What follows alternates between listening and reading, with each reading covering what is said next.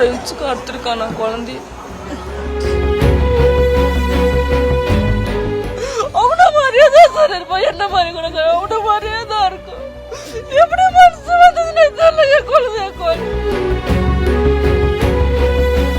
என் கடைசி என் குழந்தை அம்மான்னு கூப்பிட்டு எத்தனை நாள் ஆகுது, எத்தனை மாசம் ஆகுது தெரியுமா சார்? என்கிட்ட கொடுத்தா நானாச்சும் பார்த்துட்டு வந்துருப்பேன்ல. குழந்தைய காட்டவே இல்லை சார் கடைசி வரைக்கும். என் கண்ணு குழந்தைய காட்டல.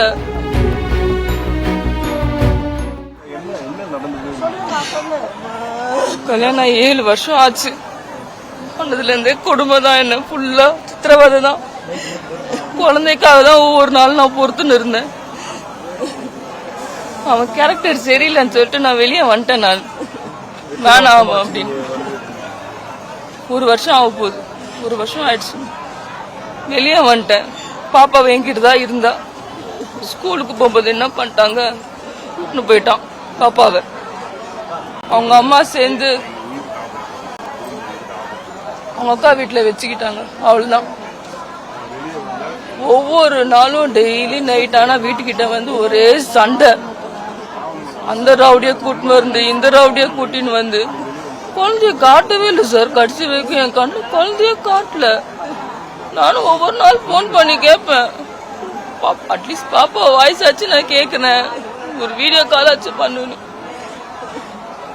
என் டிவோர்ஸும் அப்ளை பண்ணிட்டேன்.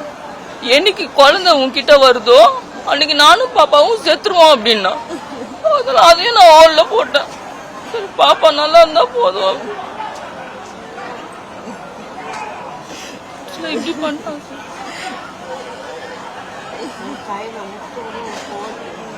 3.5 இன்ச்சுக்கு அறுத்துருக்கான் நான் குழந்தை.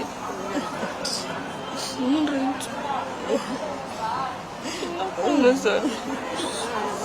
6 வயசு தான். 4 மாசம் ஆகுது.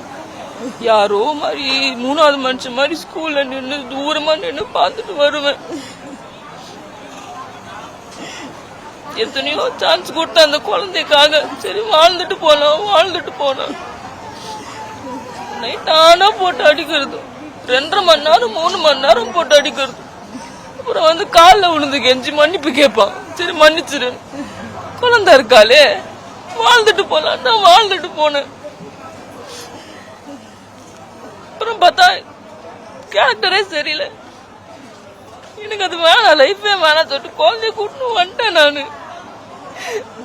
அவன் நல்லா இருப்பான் தான் நான் இந்த முடிவு எடுத்தேன். அவன் நிம்மதியா இருக்கணும், நல்லா படிக்கணும், டார்ச்சர் அனுபவிக்க வேணாம். அவன் எவ்வளவு மென்டலா எவ்வளவு டிஸ்டர்பா இருப்பா அங்க இருக்கும்போது.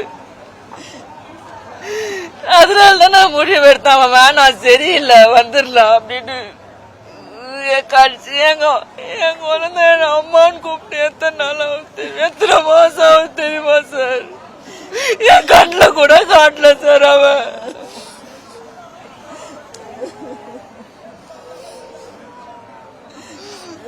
அம்மா கிட்ட தானே சார் என் கிட்ட தானே சார் நான் கேட்டேன்.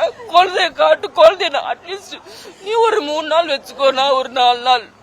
சரி உனக்கும் அந்த கஷ்டம் இருக்கும், நான் தான் இல்ல, அட்லீஸ்ட் குழந்தையாச்சும் உன் கூட இருக்கட்டுமே அப்படின்னு தான் சார் நான் இருந்தேன். நான் ஒன்னும் அவன்கிட்ட காட்டாமலாம் கிடையாது. குழந்தையே வச்சுக்கோ, நானும் வச்சுக்கிறேன். 2 பேருக்கிட்டயுமே இருக்கட்டும் குழந்தை. அவளுக்கு அம்மாவும் வேணும் அப்பாவும் வேணும்னா நான் இவ்வளவு அமைதியா இருந்தேன். எல்லாத்துக்கும் அமைதியா இருந்தேன். சைக்கோ கடைசியில என் குழந்தை எப்படி கொண்டுட்டாச்சு மனசாச்சு. இல்ல அவன மாதிரியே தான் சார் இருப்பான், என்ன மாதிரி கூட அவன மாதிரியே தான் இருக்கும். எப்படி மனசு வந்ததுன்னு தெரியல. என் குழந்தை ஐயோ என் குழந்தை எவ்வளவு கஷ்டப்பட்டு.